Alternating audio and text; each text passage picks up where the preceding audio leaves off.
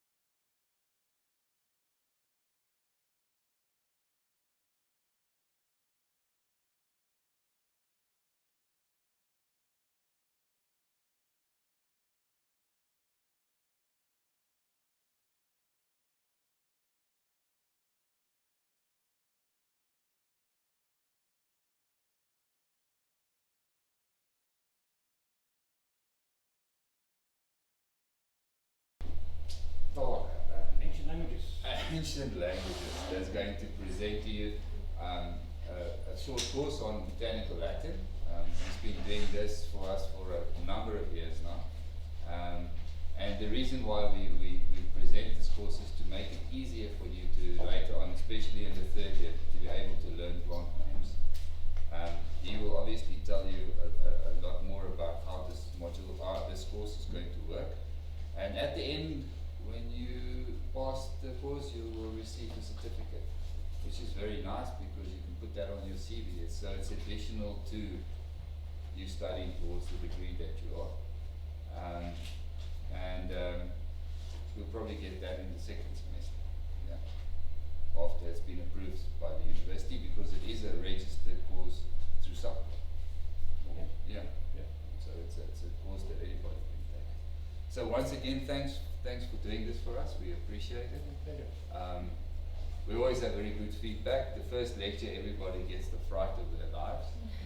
Yesterday I had someone from Brazil presenting to you, and now you're going to do Latin today, so you're starting to wonder what's happening to the botany. But the botany is somewhere in there, so don't worry too much. Everything will come together at the end of the module. So yeah, thanks again, and I will leave them to you now. Okay.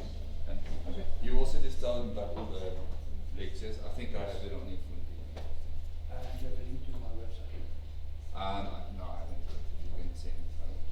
Yeah, so all the information for this module won't be on it fully. There will be a link, but there's a special website just for this course, which is very nice and very user-friendly. Okay, thanks. Okay.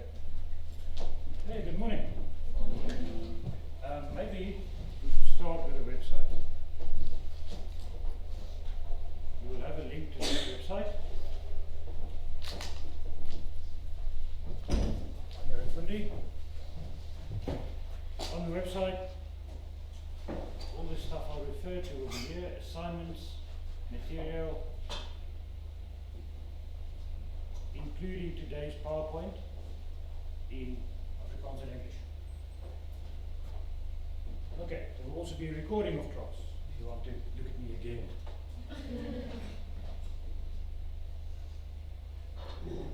So, I'm from Ancient Languages. I teach Latin, Egyptian, a little bit of Greek.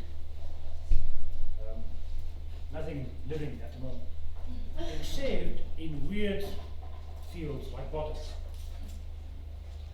So what I'm going to try and do is give you the background of the system according to which plants were named. If you understand how the system works, it's easier to see how plants were named and therefore easier to memorize them. The profession I felt, was almost 7 years ago now, that if you can save your time memorizing the names of plants and organisms, even if you save you like 50% of your time, that would be very useful. You can use that time to study other more important things. So the system looks complicated. It's not really that hard. And as you progress through your coursework, the system will make more and more sense as you have more and more examples. This is the first time we're teaching it in the first semester. Usually your course will only house this in the second semester. So it's going to be slightly different this year. Okay, but we'll see. I still hope that at least 10% will pass. Okay, so Botanical Latin is not classical Latin. It developed as a fully fledged language only in the 18th century, age of enlightenment. And it developed from late medieval Latin, which is also different from classical Latin. It was a lingua franca among scholars in Europe. So if you wanted to communicate, you had to do it in Latin. So everybody doing botany, all medical doctors, that's why you do botany. And if you wanted to communicate, you did so in Latin. Otherwise nobody will understand you. Okay, today we use Botanical Latin to name plants and to write keys and diagnoses. You're allowed to write a diagnosis in English, but many people still prefer Latin. Anyway, most of the diagnoses will be in Latin. If you want to write a diagnosis, you need a comprehensive knowledge of the language. I'm not going to give that to you. I will give you the second one, a partial knowledge that will help you for the memorization of plant names. Now here you're focusing on grasses this year. It's a bit of a bummer because grasses are named using Greek mostly instead of Latin. No matter, Greek and Latin is almost exactly the same. Only the vocabulary in the alphabet is different. Some listen. No, you think it's completely different, no it isn't. Underneath is Indo-European structure. It's the same way a tree and a flower is the same. Look completely, it's the same thing, really. And what makes it even easier is that in Botanical Latin, the Greek names are just Latinized. They use the Greek as if it is Latin. So I'll give you in next week somewhere a small bit on how the Greek alphabet works and how it moves into Latin. It's not too difficult, it's a small alphabet. So, semantics. In principle, you don't need, you can name something with a number. All you need is general consensus that this verbal symbol stands for something in the real world. And if everybody agrees, that's fine. It doesn't have to be an intrinsic link between the two besides this convention. However, calling a Digitaria monodactyla a G56XN2V won't work. It's much easier to call it the finger grass one finger. That's the translation of Digitaria monodactyla. Because it's one finger grass. The idea of the system is to make it as easy as possible. So botanists, like everybody else, used existing words, existing descriptions to make up their names and their terms. Okay, the only difference is they use Latin and not English, because Latin is understood by most people. And because it's an academic system run by proper academics, unlike a normal language that gets changed over time, this system is kept intact. Well, has been kept intact until now, except for the occasions. So they want everything works according to the rules always. If it doesn't, they don't use it. To make it simple. Overriding concern, it should be parsimonious and exact. It must be easy, short, and exact. So this is where we go. You're going to learn plant names like the Carissa B. spinosa and memorize it. It's much easier if you know that B. spinosa means two thorns. Easier to link to this plant.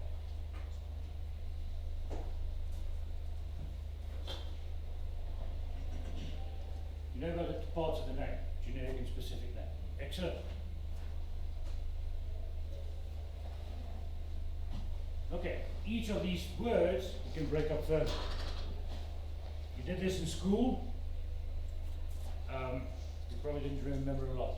You don't really have this in English or Afrikaans. You can break up the macrocarpa or the B. spinosa in prefixes, suffixes, stem forms, and all kinds of parts. Much easier, instead of learning the whole term, to learn the meaning of each part, because there are not so many parts. And then you get your term, your word, your name, you cut it up, you see what each one means, put it back together again, and you have more or less the meaning. You're close enough anyway to know what it means. This is a basic idea. So these are the different parts. Yeah. When you do plant physiology, you take a plant, you have different parts, you name them. Why do we do that? Because it's easier to analyze something if you take it apart. Do the same with words. We have prefixes, you all know about prefixes. Suffixes, stem forms, these are the most important, that's where the actual meaning is. Combining vowels, these are little vowels put in, you chuck lots of stuff together, sometimes you need a vowel to make it easier to pronounce. Combining vowels and case endings. Case endings you probably never heard of. Who here speaks an inflected language? German, Italian, Romanian, Russian, nobody? pity. Maybe Latin or Greek. Anyone? Okay. We'll get to guess next. Okay, the stem. The stem is that central part. So I tried to use English examples to get a grip on what's a stem for. Technically, by convention, stem forms are written capitals. I'm not going to be too finicky about it. So unforgettable, stem, forget. Give it a prefix, un, opposite of, and able. Makes it an adjective. Anti-terrorism, terrorism makes an abstract, the ism makes an abstract noun, the anti makes it against. Greek word. Terror, Latin word. In botany, we have acutissima, that issima is a superlative, the sharpest. The A at the end is a case in there.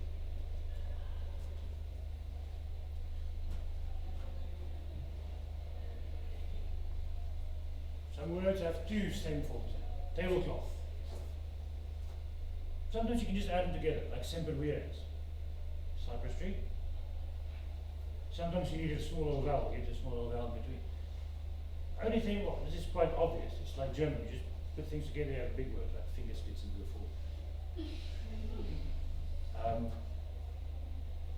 The key term is the last one always. A tablecloth is a kind of cloth. A lecture hall is a kind of hall. Always the second one. This applies to all Indo-European languages, including Botanical Latin. So the last one is what the thing it is. Useful to know.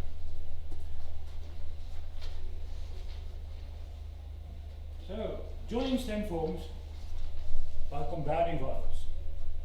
Speedometer, we need to know. Speed meter, speedometer. The combining vowel O is from the Greek, the I is from Latin. General rule, if you make up a word and you want a Greek one, you use Greek and Greek, or Latin and Latin. Using Latin and Greek together is considered barbaric. But it's done. It's done. So grandiflora, grand flower, with the I, as in pediforma. You know pediforma? Foot shape? Nickname for Italy. The Sicilians really don't like it. So if Italy is boot shaped, they're kicking Sicily.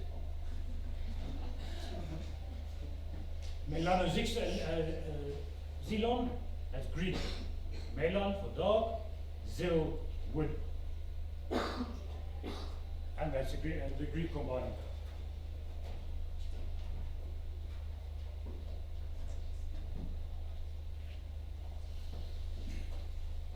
So these are the names. You have two names, generic and specific name. And they fit together following certain grammatical rules. You still remember parts of speech. Okay. All you really need to remember are nouns and adjectives. That's all you need for Botanical Latin, or for your level Botanical Latin. The generic name is always a noun. It's the name of the thing. The specific name is a qualifier. It's something that tells you which one of those things it is. Okay, and the qualifier might be either a noun or an adjective.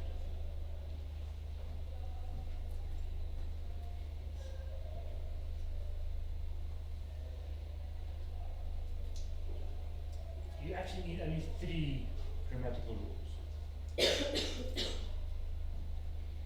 First one is that if you have a noun and an adjective, the noun and the adjective should be in grammatical agreement.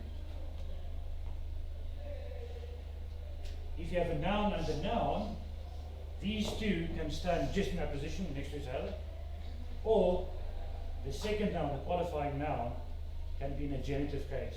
The genitive case denotes possession. So if you want to say the Berlachia of wood, wood being the person that described it or after whom it was named, that of wood, that's a possessive. In English you'll say of wood or woods. In Botanical Latin, you'll have a case in genitive case. to express exactly the same. So, the rule of agreement, and this takes a bit of explanation. Nouns in proper languages have gender, and case, and number. Number is easy, all languages have that. It's either singular or plural. In some languages you also have a dual for things that come in pairs. Greek has that. I mean, you ever wondered why scissors are, trousers are? It's one thing. It's actually a dual form. Lots of things in the world comes in twos. Okay, we're only worrying about singular and plural. So your noun for a generic name, okay, in your case will always be singular. Okay, I'll give you the plurals anyway because sometimes the adjectives are in plural. Then it's always in a nominative case. But it might be masculine, feminine, or neuter in gender. And that's where the trick lies. So, 3 genders in Latin, Botanical Latin. French only 2. Classical Latin you have 4. Yeah, they were the world ahead slightly. The trick is if your noun in the generic name has a certain gender, the adjective you add to it has to take the same gender.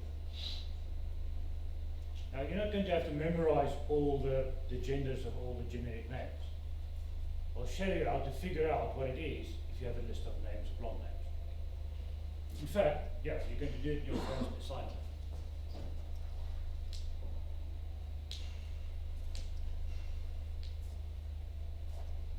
Okay, so each noun has its own gender, and that's easy because it is. For you, easy to remember, flowers are always masculine.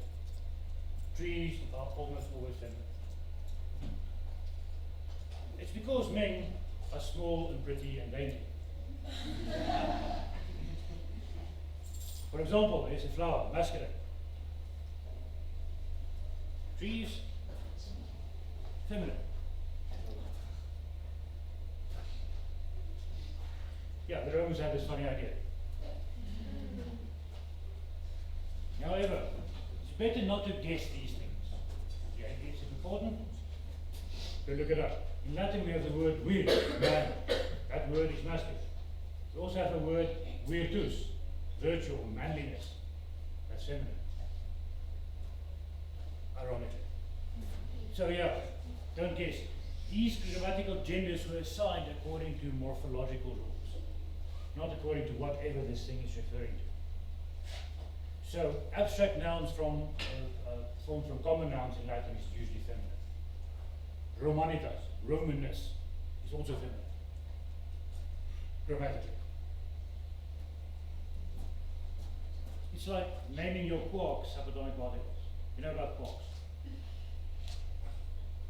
You know the stuff making up protons? There are 6 of them. Up, down, top, bottom, strange and charm.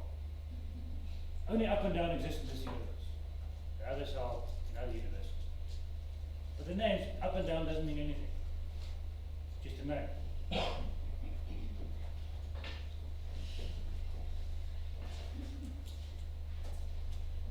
I'm going too quickly. Right? Stop me, ask if there's anything. So Latin has 6 cases. I should give you some background on the cases. If you speak Latin, the function of a word in a sentence is designated by its case end. So you know that this is a subject in a sentence because it's in a nominative case. You know something's a direct object when it's in an accusative case. You know it's an indirect object when it's in a dative case. You know it's a possessive when it's in a genitive case, and you know there's some form of separation or instrumental or agency when it's an ablative case. So word order doesn't really matter, you just read the case in. This will tell you who's doing what belongs to who, and so on. In Botanical Latin you need 2 cases. You need nominative and genitive. All generic names are in the nominative. It's in the case for naming stuff. It's very useful. That's also the case you find in a Latin dictionary. So if you use a Latin dictionary to look up a plant's name, you'll find the same form there. Whether it's irregular or weird, doesn't matter, the dictionary will give you an answer case. The genitive is a slight tweak at the right at the end to make possession, like an apostrophe is in English. However, it works, it's slightly more difficult.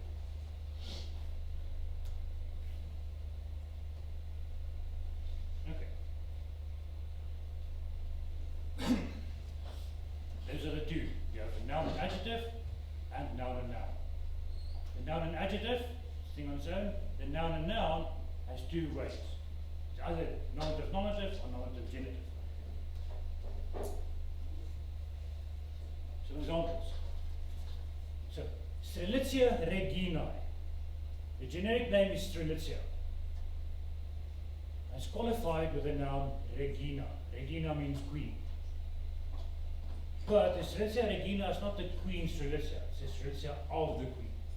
So you have to make that regina a genitive, meaning of the queen. So we change the A, case ending, to an I. You've seen these plurals before. One formula, lots of formulae. We'll get to plurals maybe later in the class. Okay, similarly, the word Wachelia siberiana woody.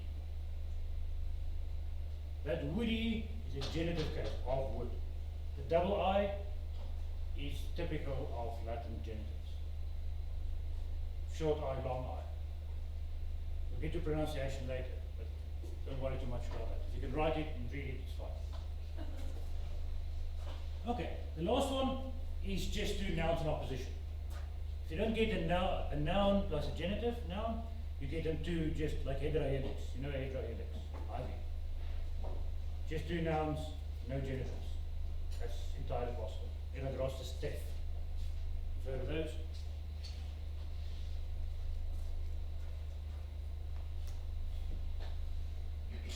Some more examples. The agra of Kate Winslet. The Draculoides of Bram Stoker. Yeah, that's it. Aptostichus of Angelina Jolie. See the genitives coming in. There's a crikey of Steve Irwin. An agra of Schwarzenegger.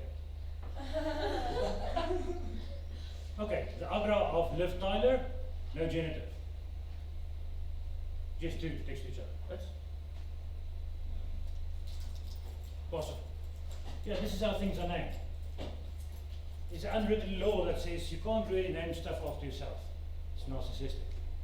So then you have an option. You can either write a paper on your own and name somebody else, or give the paper to somebody else to write, so that he can name you.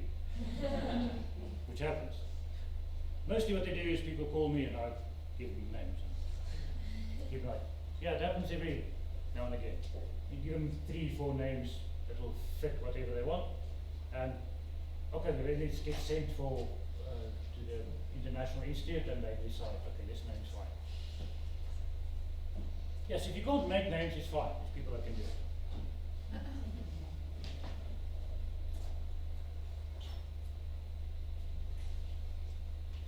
Now, for the agreement between noun and adjective. This is where it gets tricky. You can say Agapanthus africanus, but you can't say Agapanthus africana. This africanus have to agree with Agapanthus. And it's not so simple as to say the us goes with an us. It sometimes does, but sometimes it doesn't.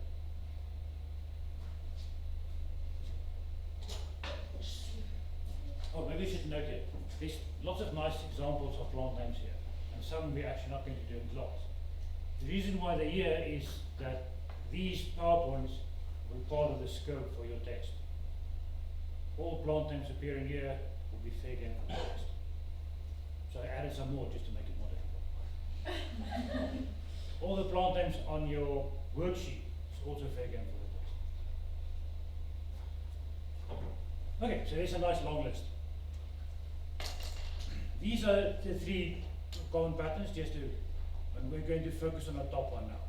Agapanthus africanus, Clivia miniata. A noun and adjective in agreement. The noun or nominative with noun and genitive is one example of each. And I give you lots of examples, so I have lots of stuff to test you on. One note. Okay, so this is a Regina we did. Platanus righty is the same as the Wagelia reed. Chondropetalum tectorum, thatching reed. That is one of the only examples I could find of a genitive plural. Of roofs. The chondropetalum of roofs.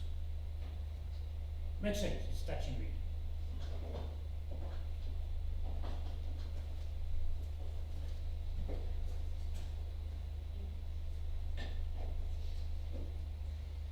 Okay, this we've covered. On their website, there's under materials a file, a PDF called appendices. On the appendices, there are tables like this. It's not long, it's about 10 pages. You don't have to study it, it's there to help you. And I'll explain how it works now. So you get different kinds of adjectives and different kinds of nouns. So you have the adjective Africanus, or lanatus, or there's lots of these that end with the us. Dictionary will tell you us a like this. You know, it's an adjective according to this pattern. And this pattern, I truncated it a little bit, so you only need a nominative and a genitive. And I arranged it under masculine, feminine, and neuter. So if you need a singular nominative masculine, you use the form Africanus. So if you have agapanthus, flower, masculine, singular, and you want to say the African one, you use Africanus. If you have an acacia, which you want to call Africanus, you can't. Acacia is a tree, it's feminine. So acacia will be Africana. If you have a combretum, that is neuter, you want to add Africanus, you add Africanus. So now they agree, they're both singular, they're both in the nominative, and they have the same grammatical gender. Okay, I added a genitive here. Words that end in us have a genitive in e. So, wood, if your surname is Wood, your botanical Latin surname would be woodius. And the genitive would be woodii, that I. If your name is Clive, your Latin name will be Clivia. And the genitive will be Clivii. You see how this works? Okay, this is not the most important for you. If you can recognize them from a name, you're fine. You don't have to create names. But if you know the system, it's easier. The tectorum we had, there is a genitive plural of roofs. Okay, the bottom is plural, the top is singular. You'll mostly work with a singular. Names come in singulars. Some simple examples. Asparagus densiflorus, Cousonia paniculata, you know these plants. You can look up. Okay, I'm also not in the worksheets or in the test too finicky about common names. I'll ask you the common names in the worksheets because you can go home and look it up. And the common name will show you where the Latin name comes from. In the test, I'm not going to ask you common names too much. And that's the rest for the rest of the course. If you do the Latin, everyone will know what you're talking about. And if they don't, well, you can't really talk botany with them then, anyway. Combretum erythrophyllum. Many of these plant names come from your tree root on campus. Most of these names I just walked to campus and I found them. Combretum erythrophyllum. Yeah, strange story. Combretum is a tree now, yeah. Sorry, can you please just explain again how do you know when something is neutral and neuter? Neuter. It's assigned the neuter gender in a dictionary. That's how we know. So it's assigned masculine or feminine or neuter. So it's not like trees are feminine and flowers are masculine. Mostly, but not always. Take Combretum for instance. That's a tree now. The ancient Combretum was a shrub, not really a tree, and it was neuter. So they used that name as it was then. Now it's a tree, so you have a slight dissidence there. So not all flowers are masculine, not all trees are feminine. What about a flowering tree? Yeah, there you go. So each noun will have its own gender, and you can look it up, and that's a gender. You can also figure out a gender if you have enough adjectives added to it. You'll see in the first worksheet. So if you have a list of a bunch of Cusonias, and you look at all the adjectives next to them, you'll figure out, okay, this must be feminine, because all the adjectives are feminine. And that's how it is.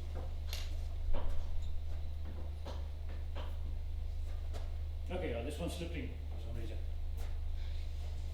People name stuff for all kinds of things. Okay, Draco Rex, masculine or feminine? The king of the dragons, Draco Rex. I think it's masculine because it's usually means king. No, meaning is not important. It's grammatical gender only. It Hogwartsia, not Hogwartsius. Or the king of the dragons is obviously feminine. What? Grammatically feminine, what can I say? It just is. You see it in that case ending of the adjective. Okay. Now, to make it slightly more complicated, not all adjectives go with the us aum. There are, in fact, 5 patterns. The second pattern is the cis e pattern, or it's a form of a third conjugation. Yeah, these names and numbers were given in the 1st century by a guy called Varro, Latin grammarian. His understanding of Latin linguistics was very advanced for 2,000 years ago, but yeah, not completely accurate always.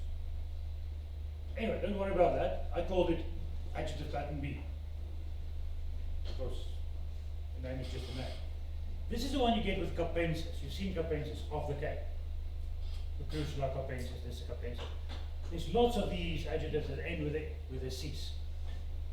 They're much easier and much harder. They're easier because they look the same in the masculine and the feminine. And they're harder because they look the same in the masculine and the feminine. The neuter capense. I have some examples here. Rosmarinus officinalis. You know rosmarinus, rosemary. That means dew of the ocean. Ros, dew, marinus of the ocean. Officinalis, the official one, the real one, the proper one. That's one of those is. So rosmarinus is masculine, so officinalis is masculine. Plantanus occidentalis, feminine, feminine. The one standing outside here. Platon trees. Combretum, down here the tree, mole, not mollis. Mole. That one, from there, capense, mole, officinale. Now, since you're going to group grasses, many grasses are neuter. So you'll find the neuter one quite often. So far, so good. So we have these 2 patterns. There's one more pattern that's common in Botanical Latin. The one that ends with ns, ingens. It looks the same, masculine, feminine, and neuter. This one is quite common for a specific reason. It can be an adjective, like ingens means enormous, big. All, and we'll get to participles. Remember participles from school? Deal with, participio. Okay. In Latin, they all end in ns, and they act exactly the same as adjectives from this group. So if you want to say the thorny, or the creeping thing, or the fast growing thing, if you want an adjective like that in your name, often you have a participle. So you find them often. Okay, but they're nice and easy.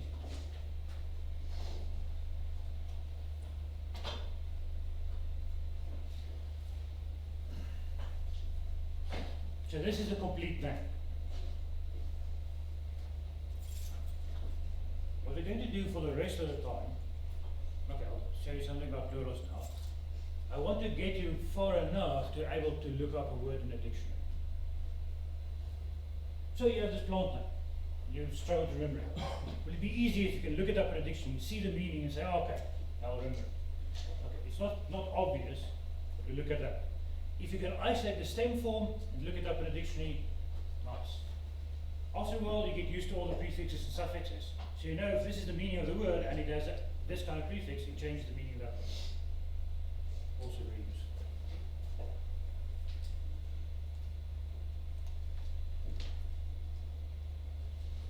Okay, it brings us to plurals. This might not be so useful for botanical names, but it's useful for all kinds of other terms. Most of your physiological terms are taken from that. Some Greek. So, there's our pattern. I called it rule 1. With the us au. If something ends in us, its plural is in e. Most.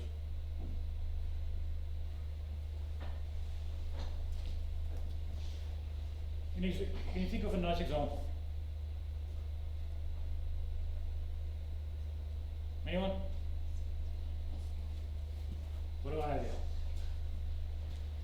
Fungus, fungi. Okay, however, be careful. Some words ending in English in us is from the Greek us with an O-U-S. And they act slightly differently. The general rule in English is if it's a Latin first pattern kind of thing, the us, aum, then it gets an I in English. If it's anything else, it gets an extra S in English. So you have 1 octopus, 2 octopuses. Not octopi, because octopus is from the Greek, 8 feet, bordes. Now nobody uses octobordes, as it should, because it's Greek. Nobody has Greek in school, everybody has Latin in school. Okay, the same with genus and genera. Different form, it's a noun form, so we're not going to worry about that. Okay, so the uses go to is, the a goes to I, as in formula, formulae, and the goes to a, this we find often. Medium, media. You've seen this one. Stamen, stamina. Almost the same. And another useful one to know is the on are in Greek. If something ends with an on, and it's a Greek word, it's a Neoto-Greek. Like criterion. Criterion, one thing. More than one, criteria. You know this actually, isn't it? Deep inside you know this. I just want to put it in a system, so you can use this knowledge to do other stuff with it too. It's useful. Why study something 5 times for 5 different subjects? You could do it once and use it for 5 different subjects.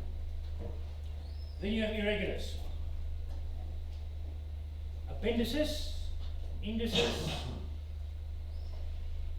You've seen this one. You know about it. We'll get to this next time.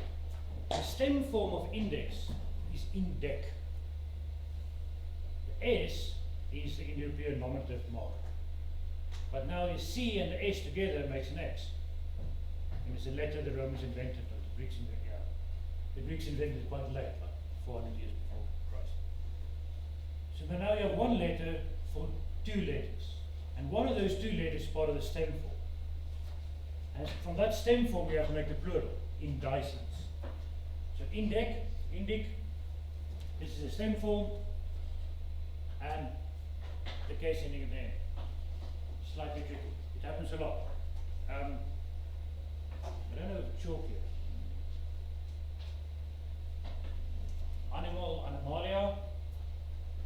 Does it make sense? More or less. Is it useful to have it like this? Okay, any questions?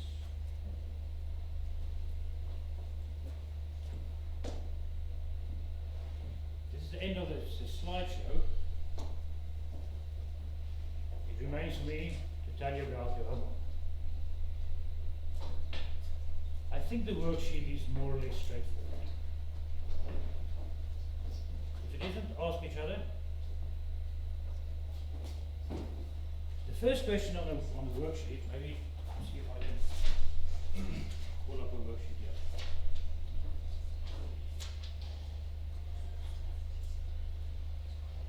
Assignments. The second one will appear over the weekend, hopefully. There you go. You know how to use a fillable Acrobat form, PDF form. It's a PDF form you can fill in. Download it, you can fill it in. It's little fields. Some are tick boxes. You fill it in, you save it, you email it. It's quite straightforward. I even have a note on it. Right at the end, in case you forget. It's also on the website. There, at the bottom. To submit, save the file with your surname, worksheet 1, and you send it there. I will get it.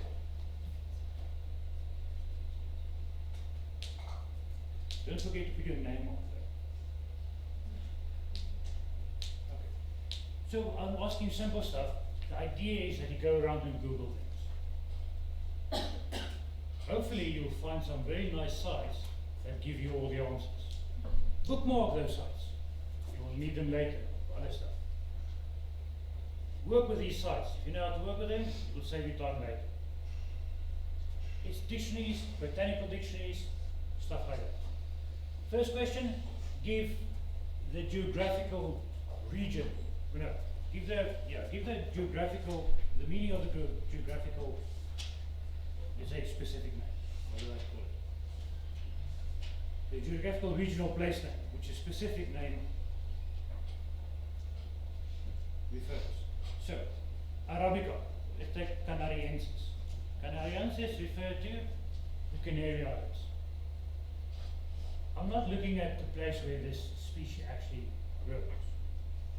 I want to know the meaning of that name.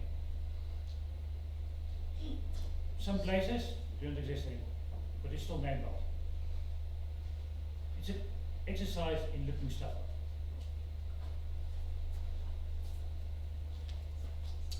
Second question is an exercise in guessing. Giving you a name, you have to guess the meaning of the specific name. Domestica. Good guess, domesticated. Or tamed. Now I'll give you some leeway for meanings. Argentia. Does anybody have an idea? If you don't know, go look in a book and take a dictionary with and all the words starting with argent. Or argent. You can look in a periodic table too. It's there too. Soon you realize they all have to do with the same thing. Or you can go directly to a Latin dictionary. It'll give you the meaning. Okay, obesa, that's easier to guess. You know what's in the form of obesa? Looks like a little fat person. Yeah, that's where the name comes from. So, it's a guessing game. Okay, so look it up, see how good you can get. There's my digitaria monodactyla. And a gummy flower. I tried to put as many grasses in as I could. Will help you later. Okay, last question. I'm giving you a list of names, and you have to figure out the gender of the generic name. So you have Alu burgers fortensis, you have Alu, what's that? Melanacantha, Alu mitriformis, Alu brillifolia. And now from those 4 terms, try to figure out what the gender is. This is how we'll figure out genders in real life. You'll get lists and lists of plants. Most of them from a certain genus. you know what's the generis or the genus, then all the names will make sense. Okay, it shouldn't keep you busy for longer than maybe what, 20 minutes, half an hour? So have fun doing it. The second worksheet will be slightly longer. Will last you maybe 45 minutes. Okay, then all you have to do is commit it to memory and pop your answer. Any questions? Yes? When do we have to submit this? There's a deadline on the website. It's next week, Thursday, I think. The deadline for the second worksheet will be next week, Friday. But I'll upload it in time. It will be much easier after next week, Thursday's lecture. Maybe I'll postpone it to the week after that. I want you to do the worksheets before we get to the test. Because I want to give you the memos for the worksheets before you get to the test. So you have something to say. I can't give you the memo before the deadline, obviously. So, first one is ready to go. You can start. Okay, thank you. Oh, wait, another question. When do we fund the website? It will be on your funding.